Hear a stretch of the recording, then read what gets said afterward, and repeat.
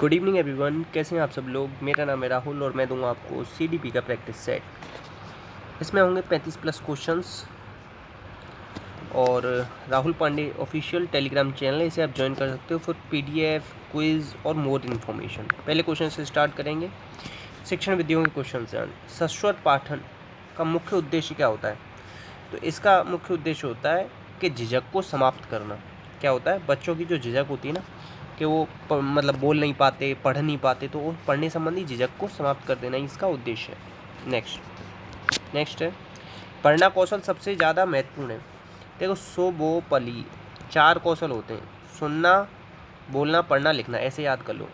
तो केवल काट दो, तेज काट दो। तो इसके लिए सबसे ज़्यादा उचित है संदर्भ अनुसार अर्थ ग्रहण करना। देखो, कभी भी कोई चीज़ आप अगर पढ़ रहे हो ना, तो उसमें अर्थ ग्रहण होना सबसे ज़्यादा इंपॉर्टेंट होता है। ये चीज़ याद रख लेना, आंसर कभी गलत नहीं होगा। नेक्स्ट, उच्च प्राथमिक स्तर पर समझकर पढ़ने के संदर्भ में क्या। देखो, उच्च प्राथमिक स्तर पर मैथ किस पर आधारित होता है, ये क्वेश्चन मैं आपको बता चुका हूँ, समस्या समाधान विधि पर, याद रखना। ठीक है, तो तीव्र गति से पढ़ना कोई मतलब नहीं। शुद्ध उच्चारण, निहितार्थ समझना। देखो, अर्थ समझना, ऊपर भी मैंने बताया था अर्थ समझना इंपॉर्टेंट है, यहाँ पे भी निहितार्थ आ गया ना, अर्थ, आंसर हो जाएगा डी। ठीक है, नेक्स्ट, मौन पठन के विषय में धारणा है। मौन पठन से क्या होता है बताओ। होठ से निकलती गलत। आदर्श वाचन के तुरंत बाद पता है क्या होता है, अनुकरण वाचन।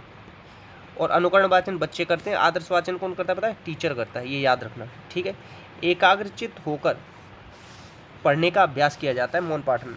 इसमें पढ़ने की गति धीमी होती है, धीमी नहीं होती, इसमें तेज होती है, याद रखना। आंसर हो जाएगा बी। ठीक है, प्लीज़ शेयर कर दिया करो यार आप लोग। वाचन के समय पुस्तक की आंखों से दूरी कितनी होनी चाहिए, 12 इंच।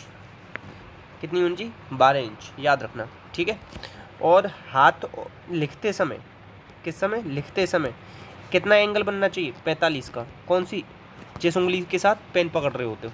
ठीक है, याद रखना। नेक्स्ट, 12 इंच कितना हो गया, 25 सेंटीमीटर समथिंग हो जाएगा।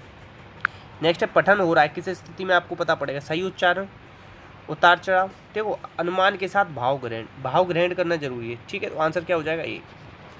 नेक्स्ट, कविता शिक्षण में मौन पाठन वर्जित है। देखो, कभी भी कविता वगैरह पढ़ते हैं ना, तो तेज बोल के पढ़ी जाती है। क्यों, क्योंकि उसकी ना जो रसानुभूति है, इस चीज़ पे ध्यान दिया जाता है। मन में पढ़ोगे ना तो मज़ा नहीं आएगा पढ़ने में कभी भी कविता को। नेक्स्ट, लेखन से संबंधित कौन सा सही नहीं है। तो देखो, यहाँ उच्चारण की बात कर रहा है, ये लेखन की बात पूछा, तो ये कैसे संबंधित हो जाए, कभी संबंधित नहीं। आंसर होगा बी। नेक्स्ट, किसका संबंध बोलने के कौशल से नहीं है। तो देखो, वाचन है, कविता पाठ, उच्चारण। यहाँ प्रतिलिपि, लिपि मतलब क्या होता है, लिखना है, ये ध्यान रखना। आंसर हो जाएगा डी। नेक्स्ट, प्राथमिक स्तर पर हिंदी भाषा शिक्षण के लिए सबसे अधिक इंपॉर्टेंट क्या होता है, भाषा प्रयोग के अवसर दो उन्हें। व्याकरण के नियम, स्मरण तो कभी नहीं कराते, तंत्र मंत्र ये सब बेकार चीज़ें। नेक्स्ट, अर्थग्रहण, मतलब अर्थग्रहण के कौन सबसे ज़्यादा उपयोगी पता है क्या है, मौन वाचन, सबसे ज़्यादा अर्थग्रहण होता है इसमें। ठीक है, याद रखना। नेक्स्ट, भाषा शिक्षण में शब्दकोश का बहुत महत्व है। निम्न में से कौन सा शब्दकोश का महत्व कम उपयोग कौन सा है। सबसे कम उपयोग डिक्शनरी का किस चीज़ में करते हैं, तो अक्षर या वर्णों का क्रम जानने में नहीं करते, अर्थ जानने में, वर्ड मीनिंग में तो करते ही हैं, सिनोनिम एंटोनिम पता पड़ता ही है, वर्तनी उसमें लिखी होती है साइड में, कैसे बोला जाएगा इसे। जैसे ऐसे एक चीज़ बताऊँ मैं आपको, ये क्या लिख रहा है, बहुत सारे लोग कहेंगे पोइम लिख रहा है ये तो, मगर इसका सही उच्चारण होता है पोम। क्या होता है, पोम। जैसे मैं पहले क्या सोचता था, ये आंसर है, क्या है, आंसर, मगर आंसर नहीं होता, ये आंसर होता है। ठीक है, ठीक है। अब जैसे ये हम बोलते हैं इसे पुलिस, पुलिस नहीं होता, ये पुलिस होता है। क्या होता है, पुलिस। ठीक है, ये शुद्ध उच्चारण है इनके। नेक्स्ट, और अच्छा एक और चीज़ बताऊँ, वेजिटेबल बोलते हो, ये वेजिटेबल नहीं होता, ये वेजिटेबल होता है। ई वाला ये ई साइलेंट होता है इसमें। चलो, बहुत बता दिए। भाषा स्वयं में क्या होती है, नियमबद्ध व्यवस्था होती है, याद रखना। ठीक है, नेक्स्ट, इसमें से कौन सा विशेषता नहीं है, किसकी विशेषता नहीं, भाषा की। मानक रूप होती, सही बात है। अर्ज संपत्ति है, सही बात है। स्थूल से सूक्ष्म की ओर, देखो भाषा परिवर्तनशील नहीं है, यही गलत है। भाषा तो परिवर्तनशील है, थोड़ी थोड़ी दूरी पे ही भाषा बदल जाती है। आंसर हो जाएगा सी। ठीक है, नेक्स्ट, नेक्स्ट है, छोटे बच्चों का समूह कक्षा में ध्यान नहीं दे रहा है, उनका ध्यान वापस लाने के लिए आप क्या करोगे, तो छोटी सी गतिविधि करा दो। कैसी गतिविधि, आप उनकी एक्टिविटी कराओ, फिजिकल एक्टिविटी, थोड़े से उन्हें मतलब खड़े होके हाथ थोड़े से रब करवा दो, ये सब चीज़ें करवाते हैं। ठीक है, ए। नेक्स्ट, राज साझा करने के लिए बिल्कुल तैयार नहीं है, एकांत गतिविधि पसंद है। तो ऐसे बच्चे को पता है क्या, मतलब वो कभी भी एक दूसरे के साथ मिल के नहीं खेलता, ना ही कुछ चीज़ साझा करता, तो इसे कहते हैं रिजेक्टेड चाइल्ड। कैसा रिजेक्टेड, दोनों में सेम लिख दिया मगर ये जेलस है, ये गलत है, ये होगा इसका, जेलस नहीं होगा, रिजेक्टेड होगा, आंसर होगा बी। नेक्स्ट, अब इसमें से बताना है कि कक्षा सामूहिक गतिविधि का कौन सा उद्देश्य है। तो इसका क्या होता है उद्देश्य, to make most children participate in learning, कि देखो ये तो होगा नहीं, रिड्यूस वर्कलोड, ठीक है, फ्रीडम फॉर स्टूडेंट रहने दो, और अधिकांश, हाँ यही होगा। देखो सामूहिक गतिविधि आप करा रहे हो ना, तो अधिकांश बच्चों को उसमें शामिल करोगे, आंसर हो जाएगा बी।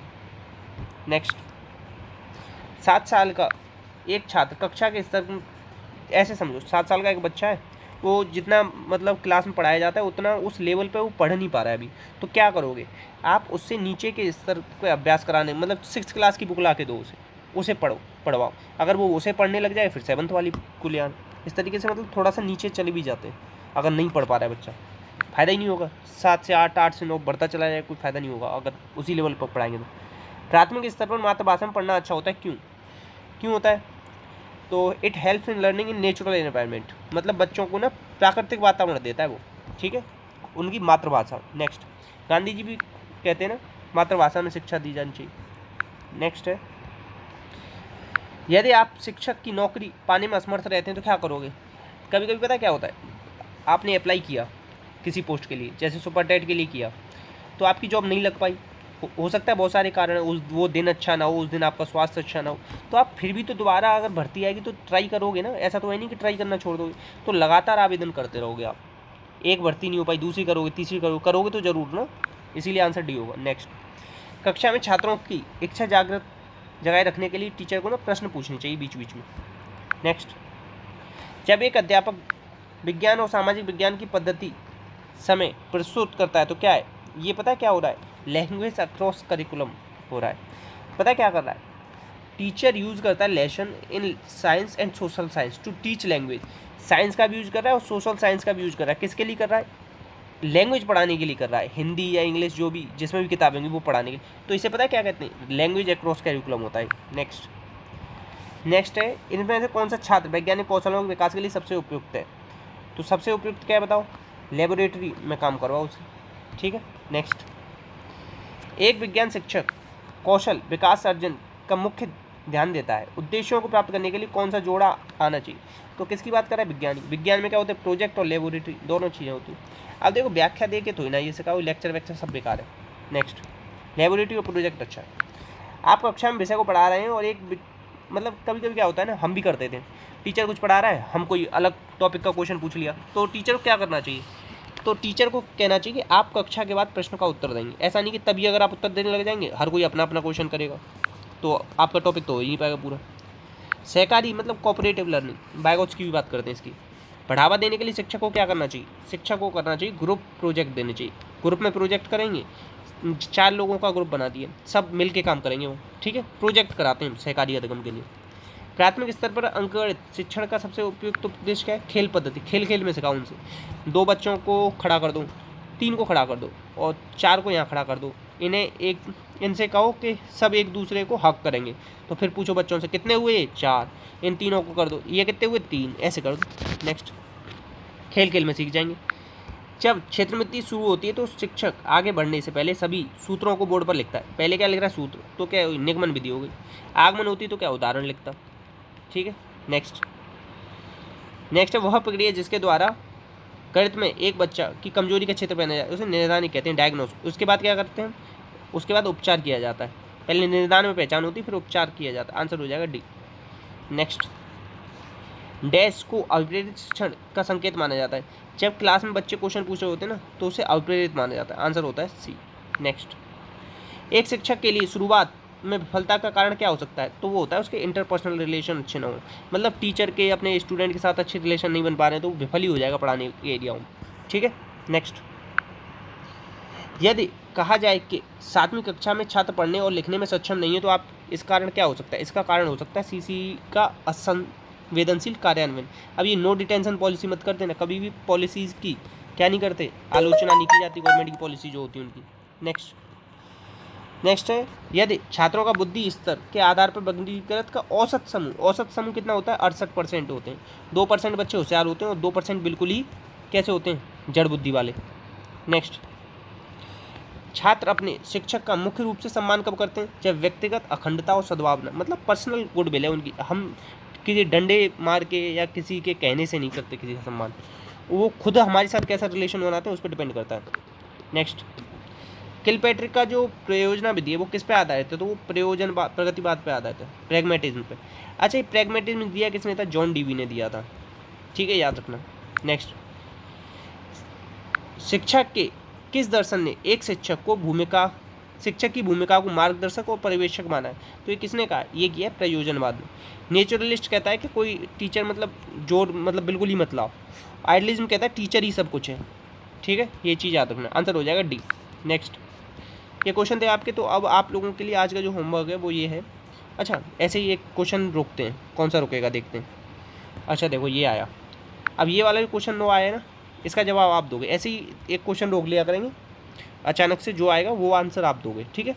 तो ये बताना इसका आंसर क्या बताया था मैंने आपको, और कोई प्लीज़ डाउट आया करे ना, जैसे कि मैं तो एक क्वेश्चन का एक ऑप्शन एक्सप्लेन कर देता हूँ आपको जो आंसर होता है, आपको और किसी में डाउट आएगा तो वो पूछ लिया करो, क्योंकि मुझे तो पता होता है, आप लोग उसमें पूछ लोगे ना, जैसे अगर आपको डाउट आ रहा है तो पूछो, नहीं तो कोई बात ही नहीं, फिर तो आपको समझ में आ ही रहा होगा। तो इसी के साथ अपना ध्यान रखना। जय हिंद, जय भारत।